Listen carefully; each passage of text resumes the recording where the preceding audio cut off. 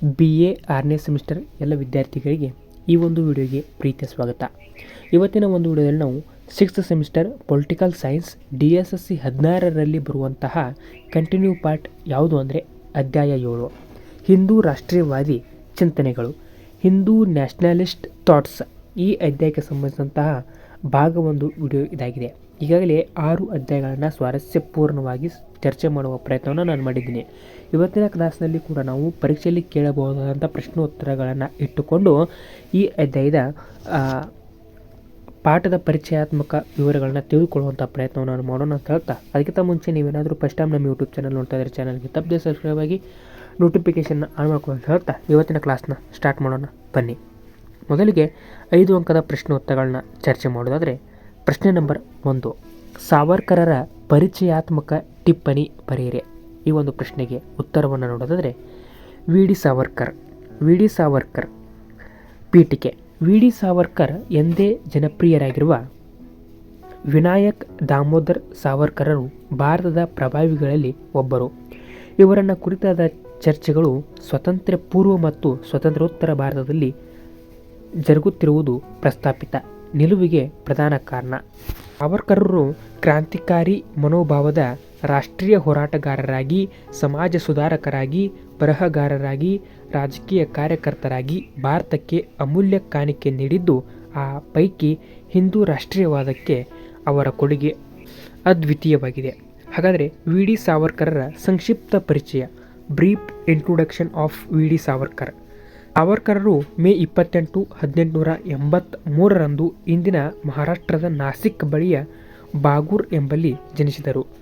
ದಾಮೋದರ್ ಮತ್ತು ರಾಧಾಬಾಯಿ ದಂಪತಿಗಳು ಇವರ ತಂದೆ ತಾಯಿಗಳು.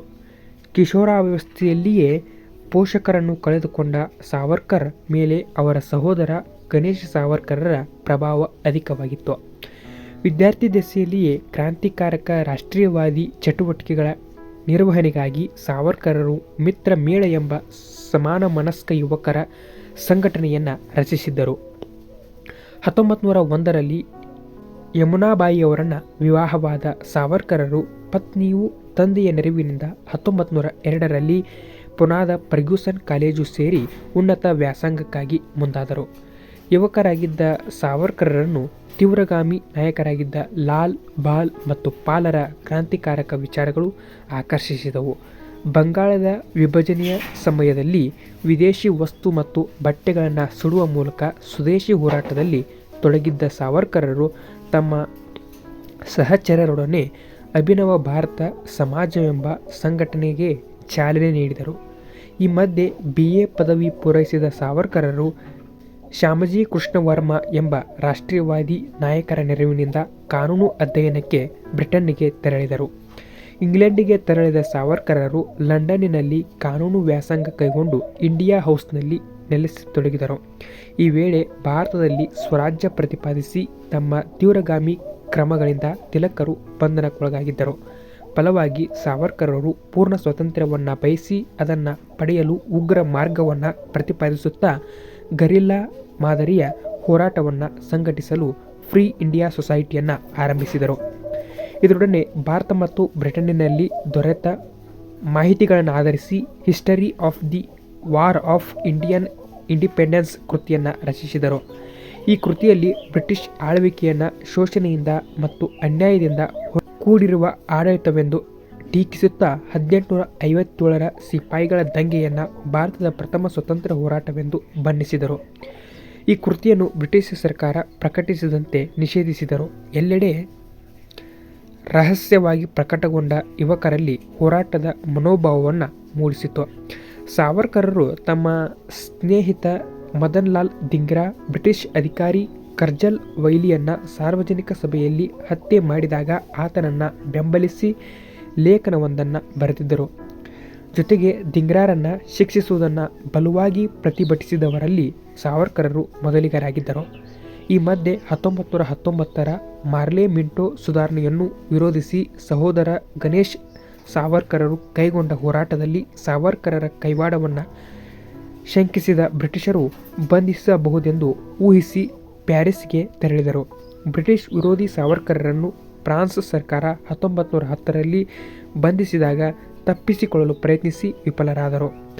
ಸಾವರ್ಕರರ ಬಂಧನದ ಸಂಗತಿಯು permanent court of international arbitration ಮುಂದೆ ಬಂದಾಗ ಜಾಗತಿಕ ಪ್ರಚಾರ ಪಡೆದು ನ್ಯೂಯಾರ್ಕ್ ಟೈಮ್ಸ್ನಲ್ಲಿ ಪ್ರಸ್ತಾಪಿಸಲ್ಪಟ್ಟಿತು. ಅಂತಿಮವಾಗಿ ಕಾನೂನಾತ್ಮಕ ತೊಡಕುಗಳಿಂದ 1911ರಲ್ಲಿ ನ್ಯಾಯಾಲಯವು ಸಾವರ್ಕರರನ್ನು ಭಾರತಕ್ಕೆ ಹಸ್ತಾಂತರಿಸಲು ಫ್ರಾನ್ಸ್ ಸರ್ಕಾರಕ್ಕೆ ಸೂಚಿಸಿತ್ತು. ಭಾರತಕ್ಕೆ ಬಂದ ಸಾವರ್ಕರರನ್ನು ಪುನಾದ ಎರವಾಡ್ ಜೈಲಿನಲ್ಲಿಟ್ಟು ವಿಚಾರಣೆ ನಡೆಸಿ 50 ವರ್ಷಗಳ ಕಾರಾಗೃಹ ಶಿಕ್ಷೆಯನ್ನು ನೀಡಲಾಯಿತು. ಜುಲೈ 4, 1911ರಂದು ಪುನಾದಿಂದ ಅಂಡಮಾನ್ ನಿಕೋಬಾರ್ ದ್ವೀಪದ ಸೆಲ್ಯುಲಾರ್ ಜೈಲಿಗೆ ಸಾವರ್ಕರರನ್ನು ವರ್ಗಾಯಿಸಲಾಯಿತು. ಜೈಲಿನ ಅಮಾನವೀಯ ನಿಯಮಾವಳಿಗಳನ್ನು ಪಾಲಿಸುತ್ತಾ ದಿನಗಳೆಯುತ್ತಿದ್ದ ಸಾವರ್ಕರರು ಸಹಚರರಿಗೆ ಒಂದು ಬರಹ ಬೋಧಿಸುವ ಮತ್ತು ಗ್ರಂಥಾಲಯವನ್ನು ಉಪಯೋಗಿಸುವ ಮೂಲಕ ಸೆರೆವಾಸ ನಡೆಸುತ್ತಿದ್ದರು. 1920ರಲ್ಲಿ ಸಾವರ್ಕರರ ಆರೋಗ್ಯ ಹದಗೆಟ್ಟಾಗ ಗಾಂಧಿ, ತಿಲಕ್ ಸೇರಿದಂತೆ ಭಾರತೀಯ ರಾಷ್ಟ್ರೀಯ ಕಾಂಗ್ರೆಸ್ನ ನಾಯಕರು ಬೇಷರಾಗಿ ಸಾವರ್ಕರರನ್ನು ಬಿಡುಗಡೆಗೊಳಿಸಲು ಬ್ರಿಟಿಷ್ ಸರ್ಕಾರವನ್ನು ಒತ್ತಾಯಿಸಿದರು. ಅಂತಿಮವಾಗಿ ಬ್ರಿಟಿಷ್ ಕಾನೂನು ಮತ್ತು ಸಂವಿಧಾನಿಕ ಪಾಲನೆಯ ಭರವಸೆಯ ಪತ್ರವನ್ನು ಪಡೆದು ರತ್ನಗಿರಿ ಬಿಟ್ಟು ಸಂಚರಿಸದಂತೆ ನಿರ್ಬಂಧ ವಿಧಿಸಿದ ಬ್ರಿಟಿಷ್ ಸರ್ಕಾರವು ಜನವರಿ 6, 1924ರಂದು ಸಾವರ್ಕರರನ್ನು ಬಿಡುಗಡೆಗೊಳಿಸಿತು. ಈ ಬಳಿಕ 1937ರವರೆಗೆ ಬ್ರಿಟಿಷ್ ಸರ್ಕಾರದ ನಿರ್ಬಂಧದ ನಡುವೆ ಸಾವರ್ಕರರು ಭಾರತೀಯರಿಗೆ ಸಮಸ್ಯೆಗಳಿಗೆ ವೈಚಾರಿಕ ಪರಿಹಾರ ಕಂಡುಕೊಳ್ಳಲು ಪ್ರಯತ್ನಿಸಿ ಹಿಂದೂ ರಾಷ್ಟ್ರದ ಪರಿಕಲ್ಪನೆಯನ್ನು ಮಂಡಿಸಿದರು. 1937ರಲ್ಲಿ ಮುಂಬೈಗೆ ಮರಳಿದ ಸಾವರ್ಕರರು ಹಿಂದೂ ಮಹಾಸಭಾದ ಅಧ್ಯಕ್ಷರಾಗಿ ನೇಮಕಗೊಂಡರು. 1939ರಲ್ಲಿ ಜಿನ್ನಾ ಕಾಂಗ್ರೆಸ್ ಆಳ್ವಿಕೆಯನ್ನು ಹಿಂದೂ ರಾಜ್ ಎಂದು ಕರೆದಾಗ ಸಾವರ್ಕರರು ಪ್ರತಿಪಾದಿಸಿದ ಹಿಂದೂ ರಾಷ್ಟ್ರೀಯವಾದಿ ಮಹತ್ವ ಪಡೆಯಿತು. 1942ರ ಬ್ರಿಟಿಷರೇ ಭಾರತ ಬಿಟ್ಟು ತೊಲಗಿ ಚಳವಳಿಯನ್ನು ಸಮ್ಮತಿಸಿದ ಸಾವರ್ಕರರು ಹಿಂದೂಗಳು ಬ್ರಿಟಿಷರಿಗೆ ಯುದ್ಧದಲ್ಲಿ ಸಹಕರಿಸುವ ಮೂಲಕ ಯುದ್ಧದ ತಂತ್ರಗಳನ್ನು ತಮ್ಮದಾಗಿಸಿಕೊಳ್ಳಲು ಒತ್ತಾಯಿಸಿದರು. ಇದರೊಡನೆ ಗಾಂಧಿ ಮತ್ತು ಜಿನ್ನಾದ ನಡುವಿನ ಮಾತುಕತೆಯನ್ನು ತುಷ್ಟೀಕರಣದ ಪ್ರಯತ್ನದೆಂದು ಕಟುವಾಗಿ ಸಾವರ್ಕರರು ಟೀಕಿಸಿದ್ದರು. ದೇಶವು ಮತದಾರರ ಮೇಲೆ ವಿಭಜನೆಗೊಳ್ಳುವುದು ಅವರಿಗೆ ಸರಿ ತೋರಿರಲಿಲ್ಲ. ಅಂತಿಮವಾಗಿ ಫೆಬ್ರವರಿ 1, 1966ರಿಂದ ಅನ್ನ, ಆಹಾರ ಮತ್ತು ಔಷಧಿ ನಿರಾಕರಿಸಿ ಅದೇ ತಿಂಗಳು 26ರಂದು ನಿಧನ ಹೊಂದಿದರು ಎಂಬುದು ಇಷ್ಟು ವಿ ಡಿ ಸಾವರ್ಕರರ ಸಂಕ್ಷಿಪ್ತ ಪರಿಚಯಕ್ಕೆ ಸ್ವಾರಸ್ಯವಾದಂಥ ಉತ್ತರವಾಗಿತ್ತು. ಮುಂದುವರಿದು ಪ್ರಶ್ನೆ ನಂಬರ್ 2. ಹಿಂದೂ ರಾಷ್ಟ್ರೀಯವಾದ ಕುರಿತಂತೆ ಸಾವರ್ಕರರ ಚಿಂತನೆಗಳನ್ನು ಪರಿಶೀಲಿಸಿರಿ. ಈ ಒಂದು ಪ್ರಶ್ನೆಗೆ ಉತ್ತರವನ್ನು ನೋಡೋದಾದರೆ ವಿ ಡಿ ಸಾವರ್ಕರರ ಹಿಂದೂ ರಾಷ್ಟ್ರೀಯವಾದಿ ಚಿಂತನೆಗಳು. Hindu nationalist thoughts of V D Savarkar. ಕಿಶೋರ ಅವಸ್ಥೆಯಲ್ಲಿಯೇ ಸಾವರ್ಕರರು ಗೋಪಾಲ್ ಗಣೇಶ್ ಆಗರ್ಕರರಿಂದ ಪ್ರಭಾವಿತಗೊಂಡು ರಾಷ್ಟ್ರೀಯವಾದವನ್ನು ಮೈಗೂಡಿಸಿಕೊಂಡಿದ್ದರು. ಸಾವರ್ಕರರು ಆರಂಭದಲ್ಲಿ ಸಮಕಾಲೀನ ಬೆಳವಣಿಗೆಗಳಿಗೆ ಜಾರಿಯಲ್ಲಿದ್ದ ಭೌಗೋಳಿಕ ತಳಹದಿಯ ಸಂಯೋಜಿತ ಭಾರತೀಯ ರಾಷ್ಟ್ರೀಯವಾದದ ಪರಿಹಾರವೆಂದು ನಂಬಿದ್ದರು. ಲಂಡನ್ನಿನ ಇಂಡಿಯಾ ಹೌಸ್ನ ಸಂಪರ್ಕವು ಅವರಲ್ಲಿ ಕ್ರಾಂತಿಕಾರಕ ರಾಷ್ಟ್ರೀಯವಾದದ ಅಗತ್ಯತೆ ಮತ್ತು ಭೌಗೋಳಿಕ ತಳಹದಿಯ ಸಂಯೋಜಿತ ರಾಷ್ಟ್ರೀಯವಾದದ ನಿರುಪಯುಕ್ತತೆ ಕುರಿತಂತೆ ಜಾಗೃತಗೊಳಿಸಲು ನೆರವಾಯಿತು. ಬದಲಾದ ಸನ್ನಿವೇಶದಲ್ಲಿ ಸಾವರ್ಕರರು ಭೌಗೋಳಿಕ ರಾಷ್ಟ್ರೀಯವಾದದ ಬದಲು ಸಾಂಸ್ಕೃತಿಕ ರಾಷ್ಟ್ರೀಯವಾದವನ್ನು ಪ್ರತಿಪಾದಿಸುವಂತಾಯಿತು. ಸಾವರ್ಕರರು ತಮ್ಮ ಹಿಂದುತ್ವ ಪರಿಕಲ್ಪನೆಯಡಿ ಉಳಿದ ರಾಷ್ಟ್ರೀಯವಾದಿ ಚಿಂತಕರಿಗಿಂತ ಭಿನ್ನವಾದ ಹಿಂದೂ ರಾಷ್ಟ್ರೀಯವಾದದ ಪ್ರತಿಪಾದಕರಾಗಿ ಗುರುತಿಸಿಕೊಂಡರು. ಸಾವರ್ಕರರ ರಾಷ್ಟ್ರೀಯವಾದಿ ಚಿಂತನೆಯು ಪ್ರಧಾನ ಅಂಶಗಳನ್ನು ಈ ಕೆಳಗೆ ಸಂಕ್ಷಿಪ್ತವಾಗಿ ನೀಡಲಾಗಿದೆ. ಅದರಲ್ಲಿ ಫಸ್ಟ್ ಒನ್, ಸಾಂಸ್ಕೃತಿಕ ರಾಷ್ಟ್ರೀಯವಾದಕ್ಕೆ ಒಲವು. ಸಾವರ್ಕರರು ಭೌಗೋಳಿಕ ತಳಹದಿಯೊಂದನ್ನೇ ಆಧರಿಸಿ ರಾಷ್ಟ್ರ ರಚಿಸುವುದು ಅಸಾಧ್ಯವೆಂದು ನಂಬಿದ್ದರು. ಸಾಂಪ್ರದಾಯಿಕ ಹಾಗೂ ಸಾಂಸ್ಕೃತಿಕ ಬೆಸುಗೆಯಿಂದ ಬಂಧಿಸಲ್ಪಟ್ಟ ತಮ್ಮನ್ನು ಒಂದು ರಾಜಕೀಯ ಸಮುದಾಯವೆಂದು ಪರಿಭಾವಿಸಿಕೊಂಡ ಜನಸಮೂಹವು ರಾಷ್ಟ್ರವನ್ನು ರಚಿಸಬಹುದೆಂಬುದು ಅವರ ನಿಲುವಾಗಿತ್ತು. ಹೀಗಾಗಿ ಭೌಗೋಳಿಕ ತಳಹದಿಯ ಬದಲು ಸಾಂಸ್ಕೃತಿಕ ನೆಲೆಗಟ್ಟಿನ ರಾಷ್ಟ್ರೀಯವಾದವನ್ನು ಸಾವರ್ಕರರು ಬೆಂಬಲಿಸಿದರು. ಅವರ ಅಭಿಪ್ರಾಯದಲ್ಲಿ ಸಾಂಸ್ಕೃತಿಕ ಅಸ್ಮಿತೆಯು ರಾಷ್ಟ್ರ ನಿರ್ಮಾಣಕ್ಕೆ ಅತ್ಯಗತ್ಯ. ಇಂತಹ ಅಸ್ಮಿತೆಯನ್ನು ಪುರಾತನ ಕಾಲದಿಂದಲೇ ಹಿಂದೂ ಧರ್ಮವು ಭಾರತದ ಜನಸಮುದಾಯಕ್ಕೆ ಒದಗಿಸಿದೆ. ಭಿನ್ನತೆಗಳ ನಡುವೆಯೂ ಐತಿಹಾಸಿಕ, ಸಾಮಾಜಿಕ, ಧಾರ್ಮಿಕ, ಸಾಂಸ್ಕೃತಿಕ ಹಾಗೂ ಭಾಷಾ ಅಂತರ್ಗತ ಸಂಬಂಧಗಳನ್ನು ಹಿಂದೂಗಳು ಮೈಗೂಡಿಸಿಕೊಳ್ಳಬಹುದಾಗಿದೆ. ಈ ಸಂಬಂಧಗಳ ಸಮೀಕರಣ ಹಾಗೂ ಸಹಕಾರ ಕಾಲಾನುಕ್ರಮದಲ್ಲಿ ಸಾಮರಸ್ಯದಿಂದ ಕೂಡಿದ ಹಿಂದೂ ರಾಷ್ಟ್ರ ರಚನೆಗೆ ಕಾರಣವೆಂಬುದು ಅವರ ವಾದವಾಗಿತ್ತು. ಈ ಸಾಂಸ್ಕೃತಿಕ ಹಿನ್ನೆಲೆಯು ಜನಾಂಗೀಯ ಹಾಗೂ ರಾಜಕೀಯ ಅಂಶಗಳನ್ನು ಬೆರೆಸಿಕೊಂಡು ನಿರ್ದಿಷ್ಟ ಭೂಪ್ರದೇಶವನ್ನು ಆಕ್ರಮಿಸಿದಾಗ ಸ್ವತಂತ್ರ ರಾಷ್ಟ್ರವೊಂದು ಸ್ಪಷ್ಟಗೊಳ್ಳುವುದೆಂದು ಸಾವರ್ಕರರು ಬಲವಾಗಿ ನಂಬಿದ್ದರು.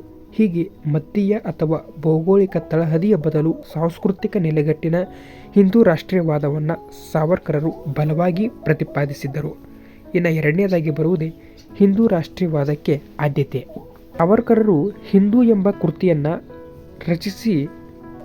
ರಚಿಸ ಸಂಯೋಜಿತ ಭಾರತೀಯ ರಾಷ್ಟ್ರೀಯವಾದಕ್ಕಿಂತ ಭಿನ್ನವಾದ ಹಾಗೂ ಮುಸ್ಲಿಂ ರಾಷ್ಟ್ರೀಯವಾದಕ್ಕೆ ಪ್ರತಿಯಾದ ಹಿಂದೂ ರಾಷ್ಟ್ರೀಯವಾದವನ್ನು ಪ್ರತಿಪಾದಿಸಿದ್ದರು. ಅವರ ಅಭಿಪ್ರಾಯದಲ್ಲಿ ಹಿಮಾಲಯ, ಸಿಂಧೂ ನದಿ ಹಾಗೂ ಹಿಂದೂ ಮಹಾಸಾಗರದಿಂದ ಸುತ್ತುವರಿಯಲ್ಪಟ್ಟ ಭೂಭಾಗದ ಜೊತೆಗಿನ ಅವಿನಾಭಾವ ಸಂಬಂಧದಿಂದ ಹಿಂದೂ ರಾಷ್ಟ್ರ ರಚನೆಗೊಂಡಿದೆ. ಸಾವರ್ಕರರ ಪ್ರಕಾರವಾದ ಹಿಂದೂ ರಾಷ್ಟ್ರೀಯವಾದದ ಪ್ರತಿಪಾದನೆಗೆ ಶಿವಾಜಿ, ಛತ್ರಸಾಲನಂತಹ ಅರಸರು ಮತ್ತು ತೇಜ್ ಬಹದ್ದೂರ್, ದಾದಾಜಿ ಕೊಂಡದೇವ್, ಗೋವಿಂದರಂತಹ ಗುರುಗಳು ಹಿಂದೂಗಳ ರಕ್ಷಣೆಗೆ ಕೈಗೊಂಡಿದ್ದ ಪ್ರಯತ್ನಗಳು ಪ್ರಭಾವ ಬೀರಿದ್ದವು. ಹಿಂದೂಸ್ತಾನದ ಕುರಿತಾದ ಅಭಿಮಾನ, ಹಿಂದೂಸ್ತಾನದ ಪೂರ್ವಿಕರೊಡನೆ ರಕ್ತ ಸಂಬಂಧ, ಹಿಂದೂ ಸಂಸ್ಕೃತಿಯ ಅನುಸರಣೆಗಳು ಹಿಂದುತ್ವದ ಅಗತ್ಯಾಂಶಗಳೆಂದು ಪ್ರತಿಪಾದಿಸಿದ ಪ್ರಸ್ತಾಪಿತ ಅಗತ್ಯಾಂಶಗಳನ್ನು ಮೈಗೂಡಿಸಿಕೊಂಡವರ ಏಕತೆಯನ್ನು ಪ್ರತಿನಿಧಿಸುವ ಸಾಂಸ್ಕೃತಿಕ ಹಿಂದೂ ರಾಷ್ಟ್ರೀಯವಾದವನ್ನು ಸಾವರ್ಕರರು ಪ್ರತಿಪಾದಿಸಿದರು. ಭಾರತೀಯ ಮೂಲದ ಮತಗಳಾದ ಸಿಖ್, ಬೌದ್ಧ, ಜೈನ ಅನುಯಾಯಿಗಳನ್ನು ಹಿಂದೂ ಎಂಬುದಾಗಿ ಪರಿಗಣಿಸಿದ್ದ ಸಾವರ್ಕರರು ತಮ್ಮ ಪುಣ್ಯಭೂಮಿಯನ್ನು ಬೇರೆಡೆ ಹೊಂದಿರುವ ಕ್ರಿಶ್ಚಿಯನ್ ಹಾಗೂ ಮುಸಲ್ಮಾನರನ್ನು ಹಿಂದೂ ಪರಿಕಲ್ಪನೆಯಿಂದ ಹೊರಗಿಟ್ಟಿದ್ದರು.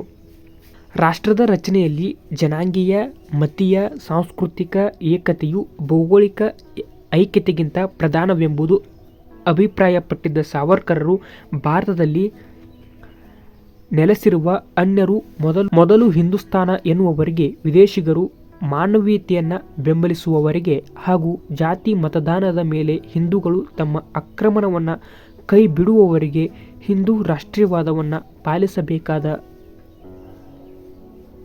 ಅನಿವಾರ್ಯ ಅಧಿಕವಾಗಿರುವುದೆಂದು ಸೂಚಿಸಿದರು. ಈ ಪ್ರತಿಪಾದನೆಯು ಮುಸ್ಲಿಂ ರಾಷ್ಟ್ರೀಯವಾದಕ್ಕೆ ಪ್ರತಿಯಾದ ಹಿಂದೂ ರಾಷ್ಟ್ರೀಯವಾದದ ತೀವ್ರ ಬೆಳವಣಿಗೆಗೆ ಚಾಲನೆ ಒದಗಿಸಿತು. ಮೂರನೇದಾಗಿ ಬರುವುದೇ ಪ್ರಾಚೀನ ವೈಭವದ ಪುನರುತ್ಥಾನಕ್ಕೆ ಒತ್ತಾಯ. ಸಾವರ್ಕರರ ಪ್ರಾಚೀನ ಭಾರತದ ವೈಭವವನ್ನು ಪುನರುತ್ಥಾನಗೊಳಿಸುವ ಮೂಲಕ ಭಾರತದಲ್ಲಿ ರಾಷ್ಟ್ರೀಯವಾದವನ್ನು ಬಲಗೊಳಿಸಬಹುದೆಂಬುದು ನಂಬಿದ್ದರು. ವಿವಿಧ ಭಿನ್ನತೆಗಳ ನಡುವೆಯೂ ಸಾಮರಸ್ಯ ಹಾಗೂ ಸಹಕಾರದಿಂದ ಜೀವಿಸುವ ಉದಾತ್ತ ಮೌಲ್ಯಗಳು ಪ್ರಾಚೀನ ಭಾರತದಲ್ಲಿ ಗೋಚರವಾದದ್ದು ಅವರು ಈ ನಿಲುವಿಗೆ ಕಾರಣವಾಗಿತ್ತು.